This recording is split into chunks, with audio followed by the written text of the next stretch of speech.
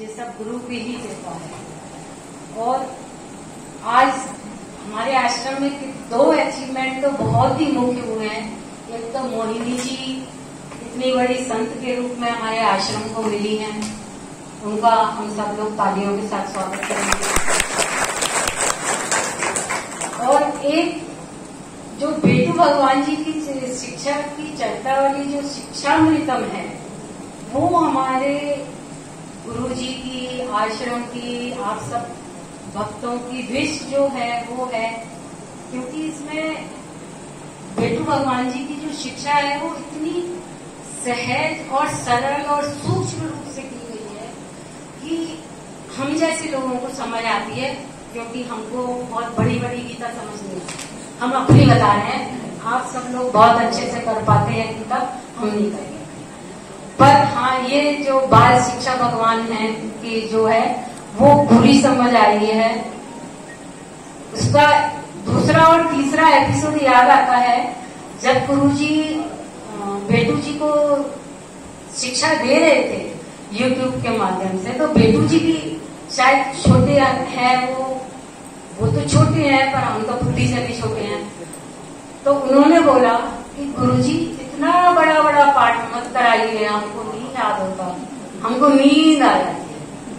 तो फिर गुरुजी ने बोला ठीक है। तो गुरुजी ने उसको छोटे बच्चे की तरह छोटे छोटे हिस्सों में कर करके उस गीता की शिक्षा, बाल भगवान की शिक्षा जो आज के जमाने में बच्चों के लिए कैसी होनी चाहिए, ये गुरुजी ने बताई है। और ये जो बुक जो है किताब के रूप में जो वंदना जी ने लिखी है, उसको बेटू भगवान जी की मां ने, ये इतना अमूल्य ग्रंथ है। अगर हम अपने घर पर जो छोटे बच्चे होते हैं 7-8 साल से शुरू, हमारे यहाँ रामायण हम लोग पढ़ाते हैं बच्चों को, पर गीता नहीं पढ़ाते हम लोग। क्यों? क्योंकि गीता इतनी कठिन है जो सर में से निकल जाती है। पर ये गुरुजी ने जो बताई है वो इतनी सहज सरल शब्दों में बताई है कि हम अपने घर पे बच्चों को इसको पढ़ने के लिए दे सकते हैं, खुद भी सुना सकते हैं। जो रात में हम बच्चों को छोटी छोटी कहानियां सुनाते हैं, पंचतंत्र की और सारे भगवान की चर्चावली छोटी छोटी, हम इस शिक्षा को भी सुना सकते हैं अपने बच्चों को रात में।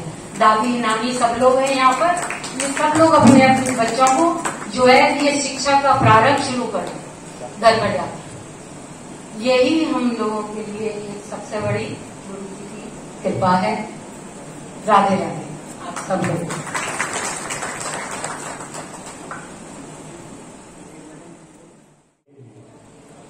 तभी वास्तविक ज्ञान होता है, नहीं तो जो ज्ञान हम केवल शास्त्रों के आधार पर प्राप्त करते हैं, उससे अहंकार होने का भय हमेशा बना रहता है। और हमको अहंकार का हो जाता है, हमको पता भी नहीं चलता है। हम समझते हैं कि हम बहुत अच्छे हैं और अभिमानी होते हैं।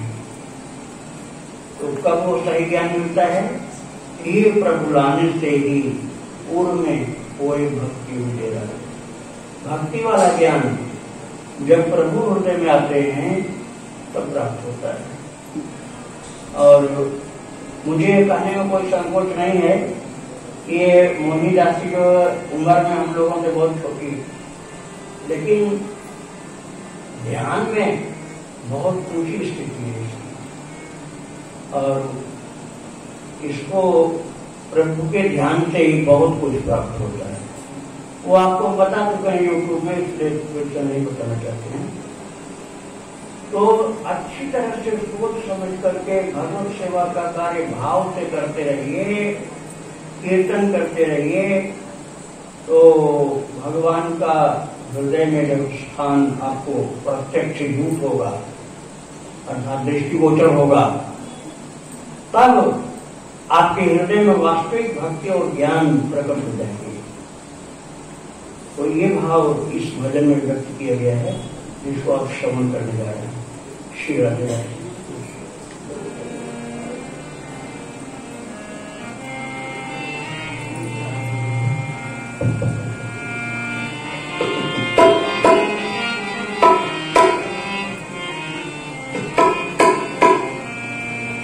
प्रभु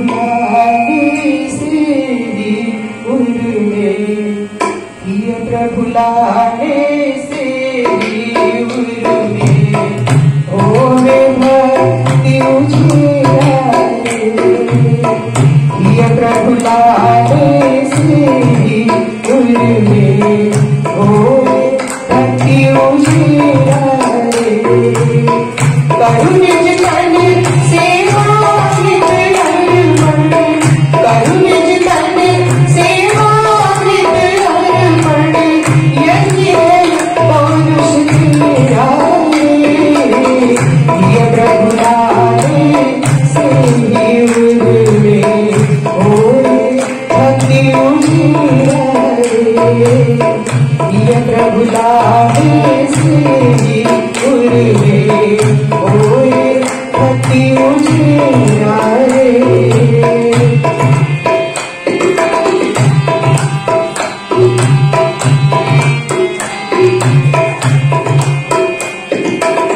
सोच समझ कर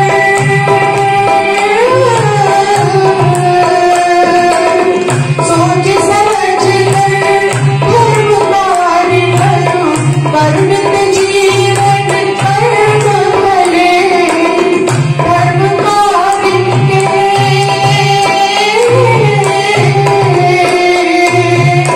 धर्म कार्य के करने से ही तेरे संकट सभी टले हरि के तन से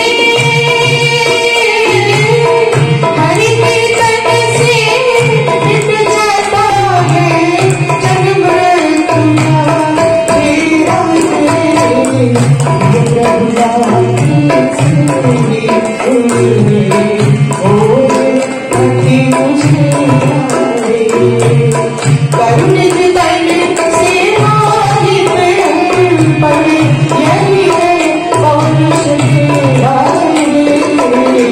ये प्रभु लाने से ही उर्वे होए भक्ति उजियारे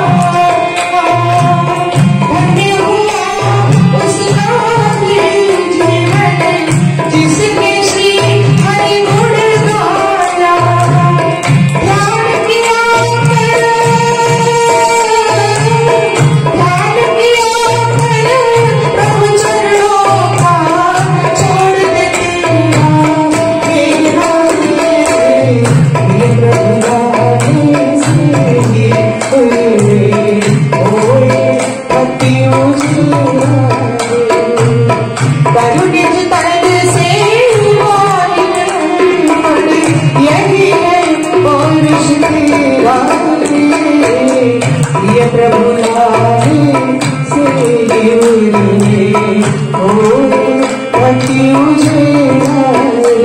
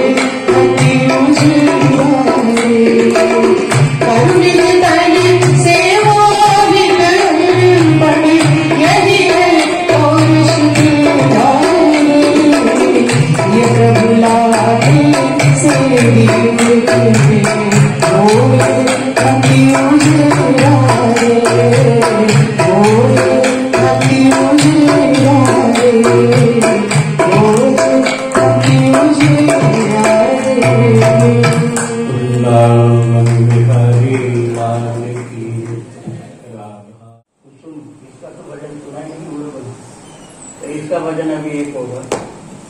ये बहुत ही दिन से, अब कितने साल हो गए होंगे हमें याद तो नहीं, कम से कम 30 वर्ष, शायद 35 वर्ष हो गए। 35 वर्ष से भी ज्यादा टाइम से भागवत कथा में भजन गाती रही और कॉलेजों में संगीत विद्या की शिक्षिका रही है और जो रेडियो स्टेशन है कानपुर में विविध भारती, वहां भी ये सर्विस करती है। तो इसका खूब अच्छा अनुभव है। अब ये सब मेरे बच्चे, इसलिए मैं ऐसा बोलता हूँ इसका करके, तो लोग तो सम्मान वाली भाषा बोलते हैं, किंतु मेरे पास पे सब लोग बच्चे हैं, इसलिए मैं ऐसे बोलता हूँ। शिष्य भी हैं, तो बहुत अच्छा है। हाँ क्या? हाँ, थोड़ा सा और आगे आइए। देखिए, जो पीछे लोग आ रहे हैं उनको बैठने की जगह नहीं मिल पा रही, तो बरामदे में बैठते हैं वो लोग, और बरामदे से उनको न दिखलाई पड़ेगा, सही न सुनाई पड़ेगा।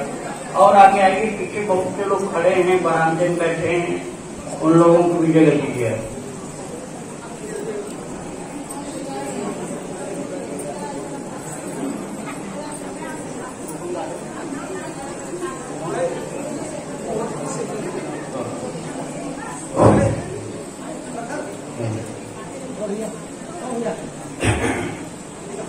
भक्तों, जो भजन कुसुम गाने जा रही है वो है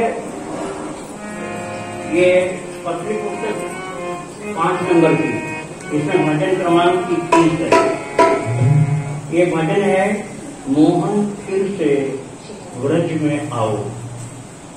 इसका तात्पर्य क्या हुआ कि किसी भक्त को ऐसा लगा कि यहाँ पर अब भगवान की जगह कुछ दूसरी चीजें भी दिखलाई पड़ने लगी हैं, जैसे यमुना की गंदी लोग करने लगे, प्रदूषण करने लगे, नास्तिकता की बातें करने लगे। तो भक्त को कष्ट हुआ कि हे कृष्ण, जैसे तुम अवतार लेकर के यहाँ चलते थे और सभी लोगों को दर्शन देते थे, ऐसे फिर से एक बार प्रकट हो जाओ, फिर से अवतार लेकर के आओ। अभी तो बहुत तपस्या करने पर किसी को दर्शन मिलता है, वो भी क्षण भर के लिए, हृदय में या झांकी स्वप्न में। और हम चाहते हैं कि जैसे द्वापर में सबको दर्शन देते थे, ऐसे अवतार लेकर के आओ और जो जो यहाँ नास्तिकताएं फैली हैं उन सब नास्तिकताओं का शमन कर दो और फिर से अपने चरणों की भक्ति का प्रकाश जन जन के हृदय में प्रकाशित कर दो। तो ये भाव इस भजन में है जो आप श्रवण करने जा रहे हैं।